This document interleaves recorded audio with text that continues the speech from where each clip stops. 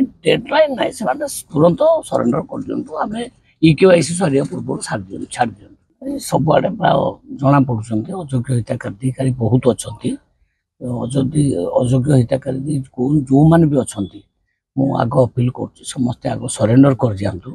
किसी एक्शन नहीं सरेंडर कर दिखातु आदि सरेंडर न करेंगे तो एक्शन नहीं कटक 10,000 हिताधिकारी अच्छा जो मैंने कि देखो सारा ओडिशा रे लक्ष लक्ष संख्यार अयोग्य हिताधिकारी अच्छा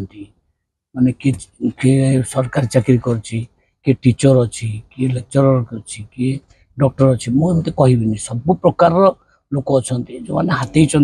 ये कार्ड जो नवा उचित नुहे तेणु मुवेदन करुच्ची